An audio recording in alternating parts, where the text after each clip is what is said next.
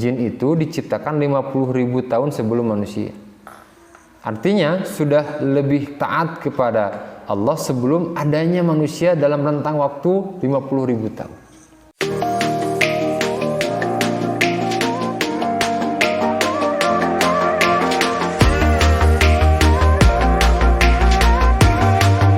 Assalamualaikum warahmatullahi wabarakatuh. Bertemu lagi dengan channel Sholihuddin Halwa yang menyampaikan, menyajikan mengenai pembelajaran Islam. Mudah-mudahan ketika mampu menyimak mendapatkan pencerahan dan Allah berikan hidayah kepada kita semua. Baik, selanjutnya kita akan membahas mengenai bahwa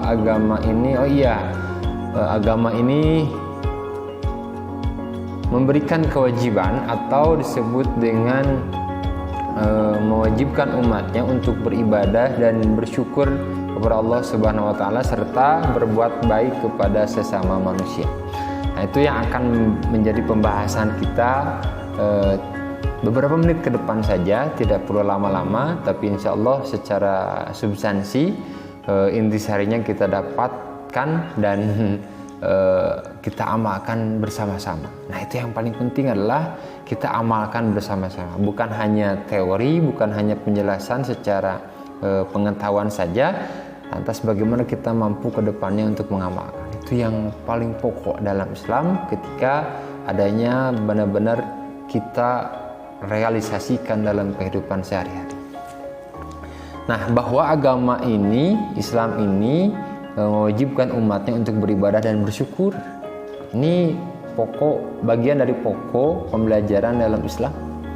Ketika Allah berfirman, "Wa ma khalaqtul jinna wal insa illa liya'budun." Dan aku, kata Allah, tidak menciptakan jin dan manusia melainkan untuk beribadah kepadaku. Itu firman Allah yang sudah sangat terkenal, masyhur ketika menempatkan tujuan hidup manusia. Nah, beribadah, ternyata tujuan hidup manusia adalah beribadah. Jangankan manusia, jin saja Allah ciptakan untuk beribadah. Itu ya dalilnya surat Al-Dzariyat yang barusan dibacakan. "Wa ma khalaqtul jinna wal insa illa liya'budun." Dan aku, kata Allah, tidak menciptakan jin dan manusia melainkan untuk beribadah kepadaku. Lihat terjemahan dari ayat tersebut, Islam begitu sangat apik gitu ya, begitu sangat jelas bagaimana Allah ciptakan jin wal ins gitu. Wa khalaqtul jinna wal insa. Jin dulu disebutkan, kemudian manusia. Kenapa jin dulu disebutkan sebelum manusia?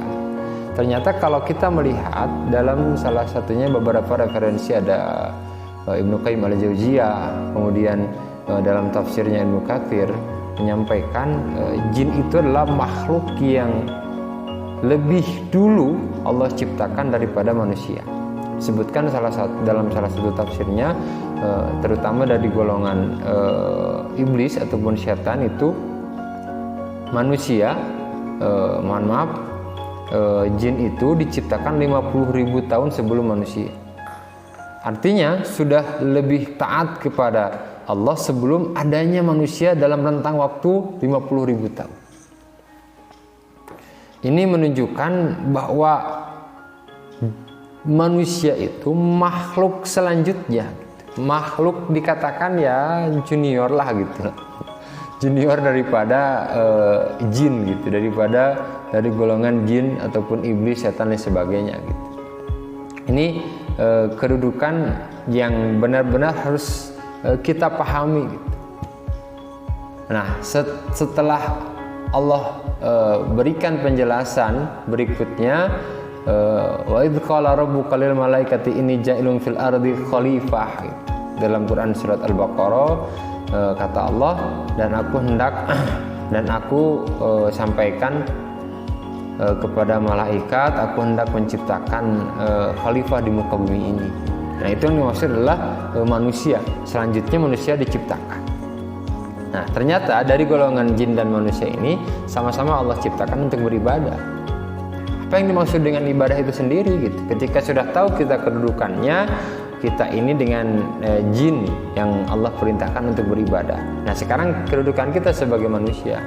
Apa yang dimaksud dengan ibadah itu sendiri gitu. Secara sederhana bahwa ibadah itu adalah taqarrub, mendekatkan diri kepada Allah. Artinya segala bentuk yang Allah perintahkan, yang Allah larang itu bagian dari ibadah ketika kita mampu benar-benar mengamalkannya, ketika kita mampu benar-benar menghindarinya. Nah, makna ibadah ini sangatlah luas, tapi coba disederhanakan bahwa bentuk mendekatkan diri kita, taqarrub kepada Allah itu adalah bagian dari ibadah. Itu secara sederhana. Nah, yang kemudian para ulama menyampaikan bahwa ibadah itu dibagi ke dalam dua aspek. Ada ibadah mahdoh, ada ibadah ghair mahdoh. Ibadah mahdoh adalah ibadah yang tata cara pelaksanaannya itu sudah ditentukan oleh Allah dalam Al-Quran dan oleh Rasul dalam kaifiatnya, itu dalam tata caranya.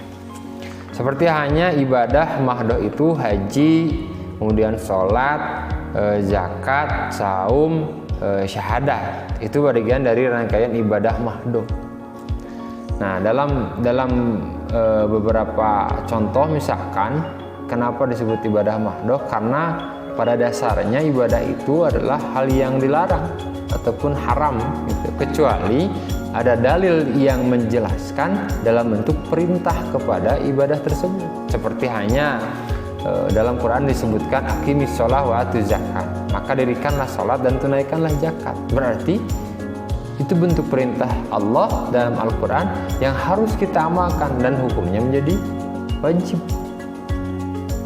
Nah, berarti sholat adalah bentuk ibadah yang harus kita dirikan bersama, karena ada perintah yang sebelumnya haram kita sholat, haram kita ibadah kepada dalam bentuk sholat misalnya, karena tidak ada perintahnya. Nah, ketika sudah ada perintahnya dari Allah, kemudian Rasul menyampaikan shollu kama ra'aitumuni usolli, sholatlah engkau sebagaimana engkau melihat aku sholat, kata Rasul. Nah, kemudian Rasul memberikan tata caranya, kaifiatnya, kemudian waktunya dan sebagainya. Nah, itu yang disebut dengan ibadah mahdoh. Contoh kedua misalkan dalam pelaksanaan ibadah haji yang terikat mengenai waktu, tempat, dan tata caranya. Ibadah haji kan dilaksanakannya pada bulan Dzulhijjah, pada bulan haji tentunya. Tidak bisa ibadah haji dilaksanakan pada bulan-bulan selain Dzulhijjah, seperti hanya bulan Syawal misalkan, bulan Ramadan, terkecuali ibadah umroh. Nah, untuk ibadah haji khusus dilaksanakannya pada bulan Dzulhijjah ataupun pada bulan haji. Ini tidak bisa tidak, dalam aspek ibadah mahdoh harus benar-benar ditaati. Dan tempatnya pun tidak bisa sembarangan, tempatnya harus tempatnya harus di Mekah dan Madinah. Itu dua tempat yang menjadi pelaksanaan ibadah haji. Tidak bisa karena Indonesia mayoritasnya agama Islam ataupun pemeluk Islam, kemudian dengan memberanikan diri membuka cabang ibadah haji Indonesia karena terlalu jauh dan melihat dari lumayan nih faktor ekonominya sangat berpotensi bagus misalkan, berpotensi baik bagi Indonesia, bagi negara itu sendiri, yang mana adalah melalui kementerian tertentu misalkan mengadakan ibadah haji cabang Indonesia, karena Indonesia mayoritasnya umat Islam. Pelaksanaannya tawaf di Monas, kemudian sa'i di Gedung Sate dan lain sebagainya. Itu bisa seperti itu? Nggak bisa. Apapun alasannya, ketika Allah sudah tentukan, Rasul sudah contohkan, ibadah haji itu harus di Mekah, Madinah, kemudian pada pelaksanaannya bulan haji sekian hari, itu tidak boleh tidak. Harus seperti itu. Dan itulah konsekuensi dari ibadah mahdoh. Nah, seperti itu. Seperti hanya juga contoh lain dalam ibadah puasa, dalam ibadah saum, terutama saum wajib, itu kan dilaksanakan pada bulan Ramadan gitu. Bulan Ramadan jumlahnya ada yang 29 hari, ada yang 30 hari. Itu tergantung dari perhitungan. Nah, itulah aspek dari ibadah mahdoh. Sedangkan ibadah ghair mahdoh adalah ibadah yang tidak ditentukan cara, tata cara, waktu, tempat, dan sebagainya, tapi mempunyai kedudukan wajib. Misalkan contoh, misalkan Iqra bismi rabbikal ladzi khalaq. Al-Quran menyampaikan seperti itu, bacalah. Nah, perintahnya adalah untuk membaca atas nama Tuhanmu yang maha menciptakan. Perintah untuk membaca itu bisa disebutkan wajib ketika melihat dari kaidah usul fikihnya menggunakan ataupun kaidah bahasa Arabnya ada fi'il amr, misalkan ada bentuk perintah. Ketika dikaitkan dengan kaidah usul fikih itu menjadi berbuah wajib hukumnya. Al aslu fil amri lil wujub, pada asalnya perintah itu menunjukkan kepada kewajiban. Nah, tapi itu tidak ditentukan. Bagaimana kita membaca, bagaimana kita menyimak, bagaimana kita berbuah kepada belajar, menuntut ilmu, talabul ilmi fardhatun ala kulli muslim, itu kan bagian dari hubungan-hubungan di mana yang perbuatan kita bisa lakukan atas dasar perintah dari Allah dan berbuah wajib bernilai ibadah. Makanya kita sekolah, kita menuntut ilmu, kalau niat kita ikhlas, niat kita lillahi rabbil alamin, niat kita karena Allah, itu bisa berbuah ibadah. Nah, tadi terlewat rumus dalam ibadah mahdoh itu adalah pertama, wa ma umiru illa liya'budullaha mukhlishina lahuddin, ikhlas dalam menjalankan perintah agama. Kedua, sesuai dengan apa yang Rasulullah SAW contohkan ataupun ittiba kepada Rasul.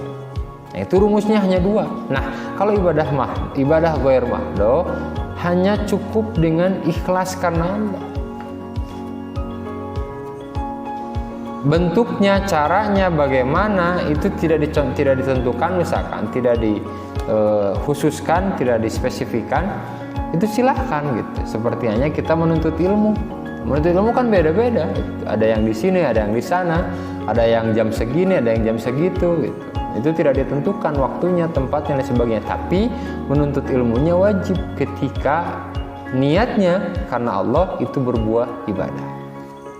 Nah, itu saja mungkin penjelasan secara sederhana mengenai ibadah terlebih dahulu. Nah, nanti ada penjelasan selanjutnya mengenai syukur, kemudian materi berikutnya ada dalam video yang akan Bapak buatkan dan silahkan nonton nanti pada video selanjutnya. Terima kasih banyak. Demikian aku qouli hadza wa astaghfirullah li wa lakum. Assalamualaikum warahmatullahi wabarakatuh. Mungkin itu saja yang dapat disampaikan untuk pembelajaran mengenai pengetahuan Islam pada kesempatan hari ini. Insyaallah pada video selanjutnya tetap saksikan, tetap simak, dan jangan lupa untuk like, subscribe, and comment pada YouTube channel yang sedang kalian tonton ini. Insyaallah mudah-mudahan hasil dari apa yang kalian simak bisa mencerahkan dan Allah berikan hidayah kepada kita semua. Terima kasih banyak. Assalamualaikum warahmatullahi wabarakatuh.